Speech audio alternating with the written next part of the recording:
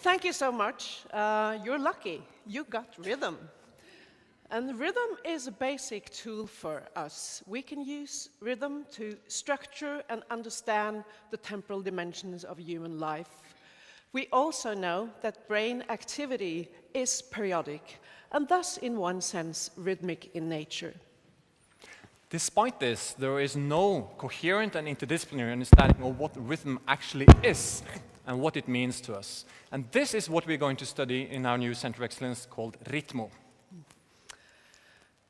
RITMO is a Center of Excellence funded by the Research Council of Norway and University of Oslo. And we will focus on 4 crucial functions that rhythm has. And you just demonstrated some of them. Starting from the bottom, structure. We can use rhythm to structure past events and also to predict future events.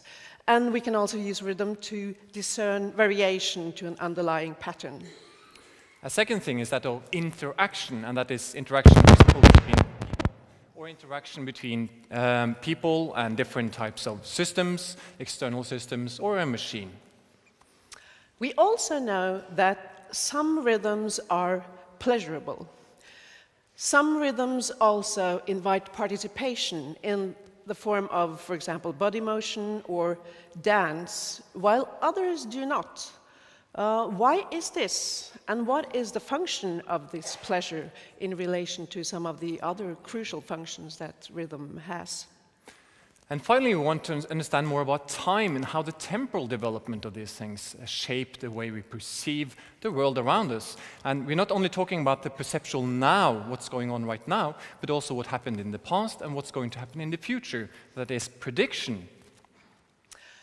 The idea behind RITMO is that by studying rhythmic phenomena in the world, as well as the ways in which they are processed in the brain, we can get on track of a basic mechanism that is important to human perception and cognition in general. And we're going to do this from 3 different empirical perspectives: music, motion, and audiovisual media. And these 3 areas also structure the center in 3 different research clusters, being a really, truly interdisciplinary collaboration. In the music and mind cluster, researchers like myself, I'm a musicologist, I have my background from research into music and especially rhythm in music. We will team up with cognitive neuropsychologists. In the audio-visual media cluster, experts on contemporary media will collaborate with experts on, for example, human motion, multimodality, and human cognition. And in the motion and machines cluster, people like myself working with motion capture and different types of ways of looking at the body will team up with informatics researchers working on machine learning and also on robotic systems. And together we will also have a shared infrastructure working from motion capture, eye tracking, but also to brain imagery of different types and really be able to work together. So in a way you could say that we are coming from a more humanities perspective of at least research questions, but we're using a lot of different types of techniques and methods to work together to solve the really big problem, which is to understand more about the complexity of rhythm in human life.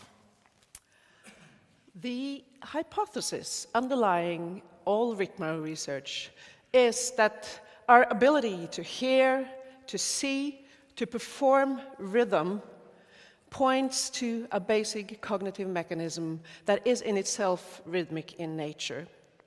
And the vision of RITMO is to establish this link, and through this we will contribute something important to the understanding of human perception and cognition. Thank you.